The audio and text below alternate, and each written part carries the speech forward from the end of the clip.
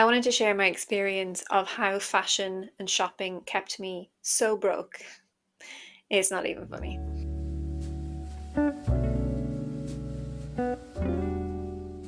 Hey, and welcome back to a brand new video.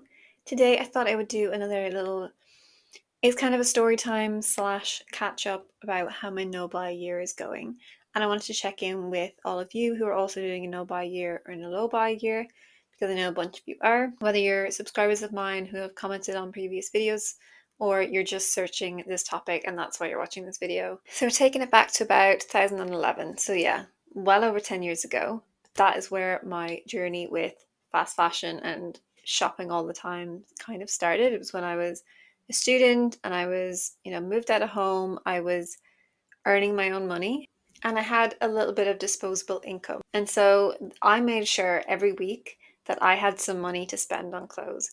At the end of every week, anything I had left, I would just spend it on clothing, go to the sales rails, pick up anything that I could afford, whether it was my size or not. I can sew, so I used to be like, I'll just take it in, I'll alter it. I would just buy anything, any color, any fabric, any texture, any style. My style at the time was very eclectic, like the complete opposite of what it is now. And to be honest, I'm not even sure that was my style. It was just that's what I wore because my style was anything I could afford. At the same time, I was in that limbo of like dressing for other people, not knowing what suited me. I would wear things that I thought my boyfriend liked. Around the same time, I took a year out from uni. I didn't really know what I wanted to do. I hadn't gone down the fashion route just yet, and I was kind of making that change. So I took a year out. I started working. I started working in retail. My first ever retail job was in a vintage shop, and I didn't earn a lot of money, but enough to live at the same time. So we were super lucky. We were living in Galway at the time in Ireland. And even though I was earning money, I still couldn't afford to pay all my bills because I was wasting all my money on clothing. Like I earned enough to get by, but it wasn't enough to like treat myself. And I prioritized treating myself over paying bills. And that caused quite a lot of like, not like big arguments, but kind of like tension and stuff in the household.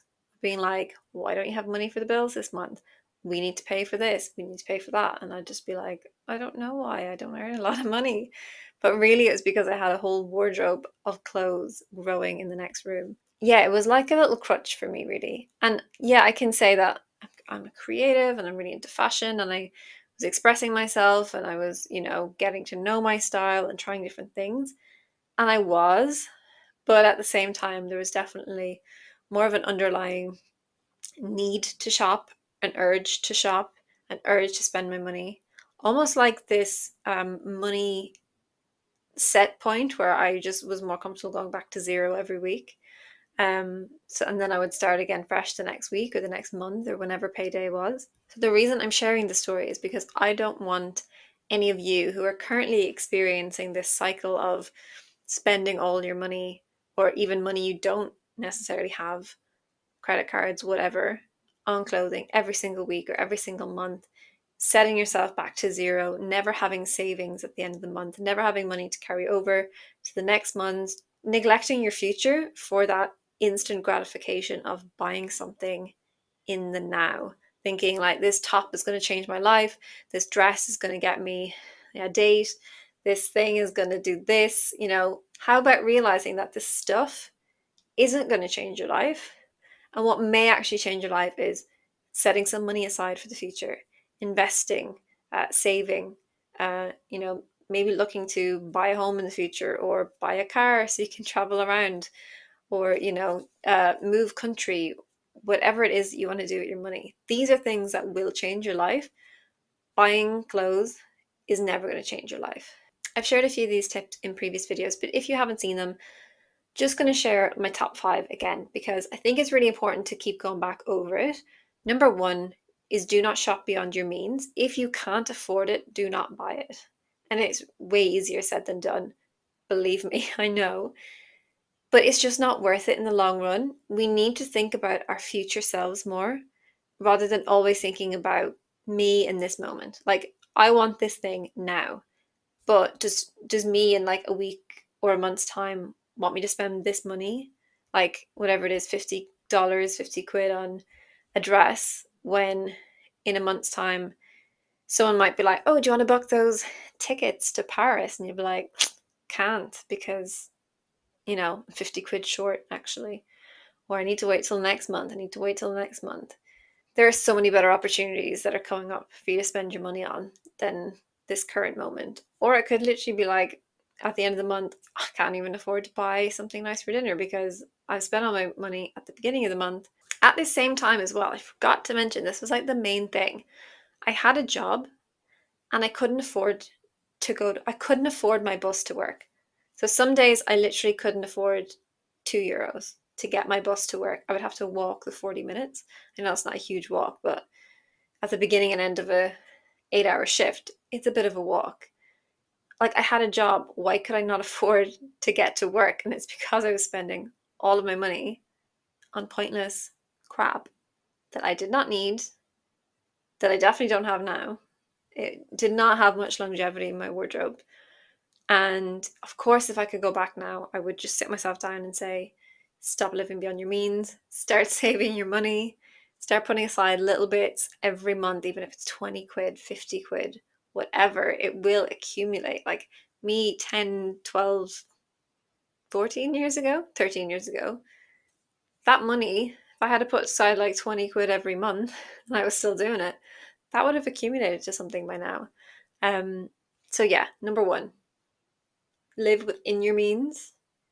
Number two, if you're going to spend money on these things, set a budget.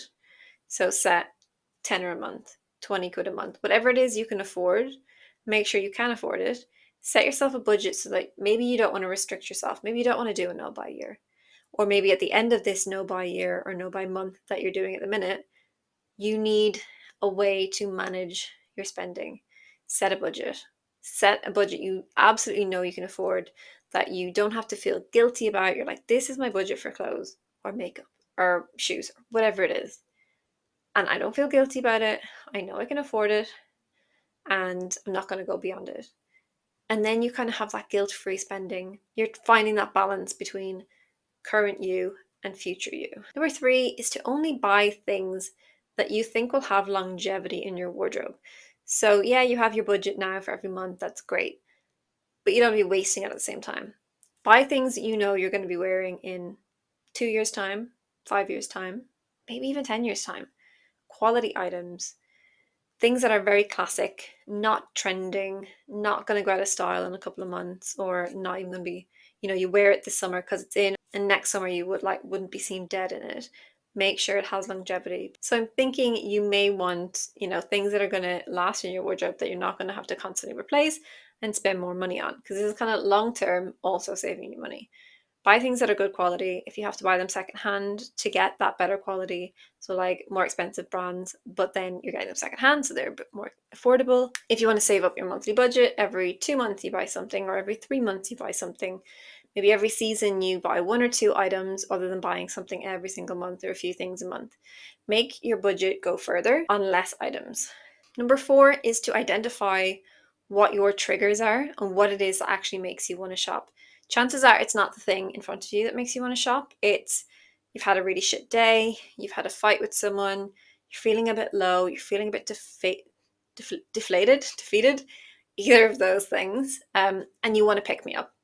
Or on the flip side, you've had a great day, you've got some great news, you want to celebrate, so you're going to buy something to celebrate. Why is it that we attach shopping and spending money with either a reward system or a pick-me-up system? Because there are plenty of other things we can do to make ourselves feel better, or to celebrate a good feeling that don't involve spending a ton of money. Ring your friend, tell her about the amazing news you have. Maybe meet for a coffee, but that's still a lot cheaper than going out and buying some clothes. If you're feeling like shit, also ring a friend, talk through it. Maybe take yourself out to the park, sit in nature, bring your journal, just really write down all of the thoughts going on in your head, and work your emotions out that way. Don't just shop to cover your emotions. I made a video about retail therapy recently and how it's a huge lie, because retail therapy doesn't actually fix anything. So check that one out as well if you're interested in this topic more. And if you are interested in this topic, I know we haven't got to the end of the video yet, but be sure to subscribe because I have a ton of videos like this and lots more to come. Dealing with our emotions, whether that's positive or negative, in healthier ways is really important. And I would just recommend finding some better ways to deal with these than just shopping. And tip number 5, if you're really struggling at the minute, is to do a no buy, whether it's a no buy month or even a no buy week. If that's like if you shop all the time every day, just try a week where you don't spend any money. I thought it would actually be more difficult to do a no buy year, to be like, you're not buying anything, you're not shopping for anything. But I think because I gave myself such a big challenge, I've almost been like, okay, well, I guess I'm not shopping at all. Whereas if it was for a month, I'd still be looking at stuff and be like, I'm going to buy that in a month. And I'd be kind of involving myself in that mental space of still shopping. I'd be looking out for things. And while I have done that a little bit in this no buy year, I haven't done it as much. And I kind of didn't do it for the first few months because I knew there was just no hope of shopping anyway. So try a no buy week, no buy month, or even a no buy year, or 3 months, 6 months. It doesn't have to be 1 month or 12 months. It can be anything in between. It can be a month at a time if you just want to kind of, give yourself a reward for every month, not a shopping reward, like a reward, like, I don't know, print yourself a certificate from Canva. I don't know. Just don't go shopping for clothes as your reward. But if you want to just like, give yourself a little pat on the back for every extra month that you do. And within this time, you can start to work on your emotions, start to work on your triggers, start to work on different ways to process your emotions instead of shopping. And also in this time, work on your personal style, figure out what it is that you like to wear that feels really good for you. Also have a video on personal style I'll link up here. Create a capsule wardrobe. This doesn't have to be for your whole wardrobe. This could just be for like a month at a time. You just create a small capsule, experiment with those pieces, see how many outfits you can get with like 30 pieces or something. Just have some fun with it. It doesn't have to be super serious, but that will help you develop your style even further. And once you know your personal style and you really refine your wardrobe, you will eventually stop wanting to add a bunch of shit back into your wardrobe by just buying sale rails. I think that's been the biggest change for me because although I still like to shop, I shop really mindfully most of the time. So I'm always considering, like, is it my color? Is it a piece that I'll get a lot of wear out of? The only thing is, there's still lots of these items out there that I could spend my money on. So even though I'm being very mindful and conscious of what it is, there's still plenty I could buy. So that's why I'm doing a no buy year, because there's only so much that I really need.